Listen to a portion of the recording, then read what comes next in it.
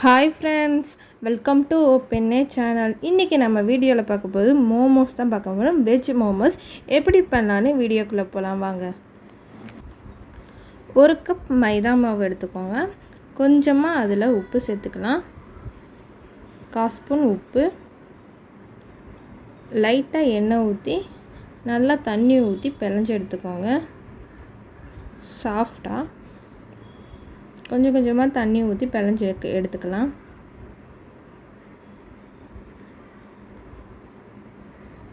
மாவு நல்லா சாஃப்டாக இருக்குது. மூடி போட்டு மூடி வச்சிடலாம், இருக்கட்டும். இப்போ ஒரு கடாயில் கொஞ்சமாக எண்ணெய் ஊற்றிக்கோங்க. 2 ஸ்பூன் எண்ணெய் ஊற்றிருக்கேன். பொடியாக கட் பண்ண பூண்டு சேர்த்துக்கலாம். நல்லா பொடியாக கட் பண்ணிக்கோங்க. இது கூடயே பச்சை மிளகா 1 பொடியாக கட் பண்ணி வச்சுருக்கேன், அதையும் சேர்த்துக்கிறேன். பெரிய வெங்காயம் பொடியாக கட் பண்ணி வச்சுருக்கேன், அதையும் சேர்த்துக்கிறேன். சேர்த்துட்டு நல்லா வதக்கிக்கோங்க. பொடியாக கட் பண்ணிக்க முட்டைக்கோஸ் சேர்த்துடலாம். நல்லா பொடியாக கட் பண்ணிக்கோங்க. கேரட்டும் குடமிளகாவும் பொடியாக கட் பண்ணியிருக்கேன், அதையும் சேர்த்துக்கிறேன்.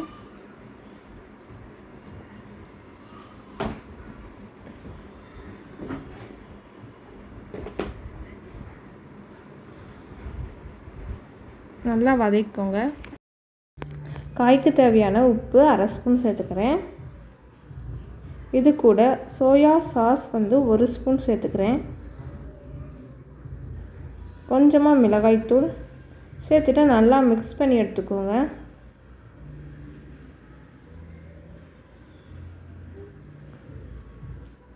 மிளகாய்த்தூள் பச்சை வாசனை போகிற வரைக்கும் வதக்கி எடுத்துக்கலாம்.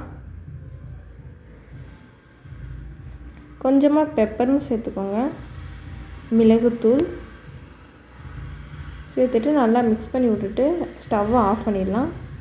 மாவு நம்ம பிணைஞ்சி வச்ச மாவு நல்லா சாஃப்டாக இருக்குது. இப்போ இதை உருட்டி எடுத்துடலாம்.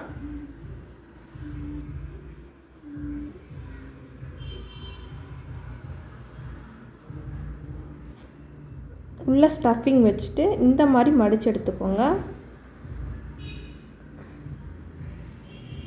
இதே மாதிரி எல்லா மோமோஸையும் செஞ்சு வச்சிடலாம்.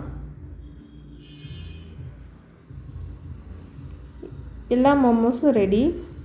இட்லி குண்டால தண்ணி ஊற்றி சூடு பண்ணி வச்சுருக்கேன். மேலே இட்லி தட்டை வச்சுருக்கேன். அதில் எண்ணெய் அப்ளை பண்ணி எடுத்து வச்சுக்கோங்க. மூடி போட்டு மூடி வச்சிடலாம். இது வேகட்டும். மோமோஸ் சட்னி செஞ்சிடலாம். அதுக்கு 4 தக்காளி எடுத்திருக்கேன், 3 பூண்டு, 1 துண்டு இஞ்சி, 4 வரமிளகா சேர்த்து தண்ணி ஊற்றி நல்லா வேக வச்சு எடுத்துக்கலாம். நல்லா வெந்ததும் 4 வரமிளகா வேக வச்சது, பூண்டு, இஞ்செல்லாம் மிக்ஸி ஜாரில் சேர்த்து ஃபைன் பேஸ்ட்டாக அரைச்சிக்கலாம். கட் பண்ணி எடுத்துக்கோங்க. இதில் தோல் இருக்கக்கூடாது, அதனால் அதை உரித்து எடுத்துக்கோங்க.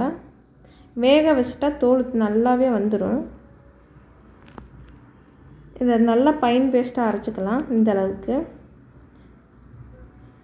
கடாயில் 2 ஸ்பூன் எண்ணெய் ஊற்றிக்கோங்க. பொடியாக நறுக்கின பூண்டு சேர்த்துக்கலாம்.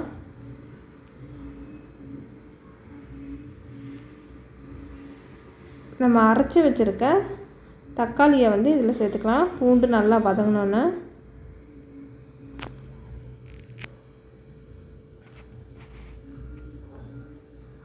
சோயா சாஸ் கொஞ்சமாக சேர்த்துக்கோங்க, 1/2 ஸ்பூன். சட்னிக்கு தேவையான உப்பு சேர்த்துக்கோங்க. இது கூடயே கொஞ்சமாக சர்க்கரையும் சேர்த்துக்கோங்க, அப்போ தான் நல்லாயிருக்கும். எல்லாம் சேர்த்துட்டு நல்லா மிக்ஸ் பண்ணி விட்ருங்க.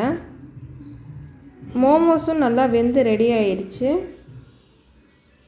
அவ்வளோதான், நம்ம மோமோஸ் எல்லாம் ரெடி ஆயிடுச்சு. நம்ம சட்னியும் ரெடி ஆகிடுச்சு. இதே மாதிரி நீங்களும் ட்ரை பண்ணி பாருங்கள், என்ஜாய் பண்ணுங்கள். நீங்களும் இதே மாதிரி ட்ரை பண்ணி பாருங்கள். குட்டீஸ்லேருந்து பெரியவங்களை வரைக்கும் கேட்டு வாங்கி சாப்பிடுவாங்க. அவ்வளோ டேஸ்ட்டாக இருந்தது. இவ்வளோ நேரம் வீடியோ பொறுமையாக பார்த்ததுக்கு நன்றி.